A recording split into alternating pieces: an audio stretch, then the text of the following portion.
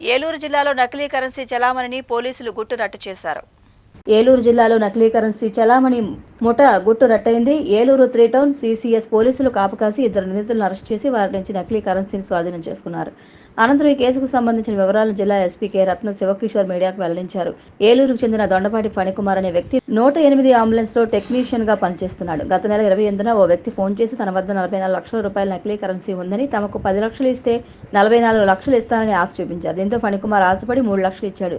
ఇదే విషయాన్ని తన స్నేహితులతో చెప్పడంతో ఆ ముఠాను నమ్మవద్దని హితవు పలికారు. దీంతో వెంటనే ఫణికుమార్ భయపడి ఏలూరు 3 టౌన్ పోలీసులను ఆశ్రయించాడు. దీంతో రంగంలోకి దిగిన పోలీసులు మిగిలిన డబ్బు కూడా ఇస్తామని రప్పించి చాకచక్యంగా దొంగ నోట్ల ముఠాను పట్టుకున్నట్లు ఎస్పీ తెలిపారు. మీకు ఎక్కువ మనీ, ఇంకా ఎక్కువ ఒక 40 లక్షల దాకా ఎక్కువ, ఇంకా అధిక డబ్బు మీకు ఇస్తామని ఒక ఆశ పెట్టి ప్రజల్ని మోసం చేసే ఒక ముఠాను పట్టుకోవడం జరిగింది.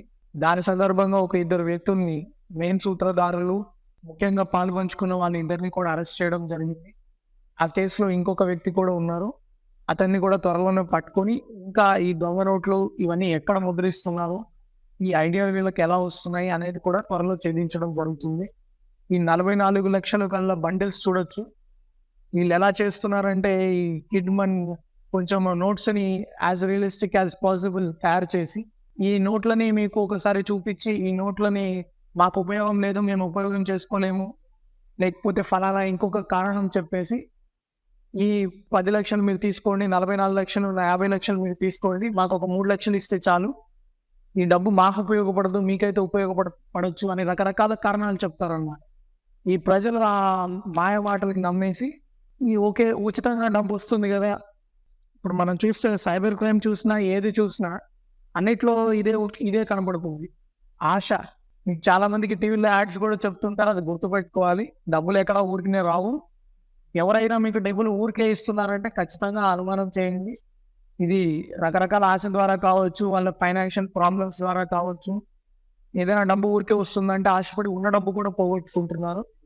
ఇట్లాంటి వ్యక్తులు ఎవరైనా ఉన్నా కూడా మిమ్మల్ని ఏదైనా మోసం చేస్తున్నారంటే, మోసపోకుండా ఉండడం కూడా ఒకటే మీ బాధ్యత కాదు. ఇట్లాంటి వ్యక్తులు ఎవరైనా మోసం చేస్తున్నారంటే ఇమ్మీడియట్లీ పోలీసుల దృష్టికి తీసుకురావడము, ఈ మన కంట్రోల్ రూమ్కి చెప్పడము కూడా మీ బాధ్యత. ఈ కేసులో కూడా వాళ్ళు వెంబటే పోలీసులకి సంప్రదించడం బట్టి అట్లీస్ట్ వాళ్ళ 3 లక్షల అమౌంట్ కూడా రికవర్ చేయడం జరిగింది. ఇట్లాంటి మోసాల బారిన పడొద్దు. ఇది ఒకటే కాదు, రకరకాల మోసాలు చేస్తారు. మనం చూసుంటాము ఈ రైస్ పుల్లింగ్ గ్యాంగ్స్ అని. ఈ మధ్య కొన్ని వీడియోలు కూడా వస్తున్నాయి, ఎక్కడో వేరే వేరే ప్రాంతాల్లో వజ్రాలు దొరుకుతున్నాయని చెప్పి. ఈ రకరకాల మోసాలు జరుగుతూ ఉంటాయి. అవి యూట్యూబ్లో కూడా మీరు వీడియోస్లో చూడొచ్చు.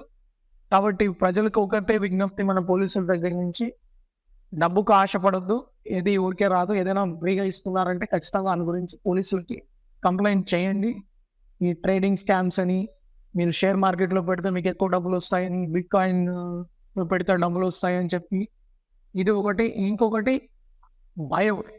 మీకు ఒక వీడియో కాల్ చేసి, లేకపోతే మీ ఫోటోని ఒకటి మార్ఫింగ్ చేసి, లేకపోతే మీకు ఫలానా ఇబ్బంది పెడతామని చెప్పి భయంని కూడా క్యాష్ చేసుకొని ఇట్లాంటి మోసాలు జరుగుతున్నాయి.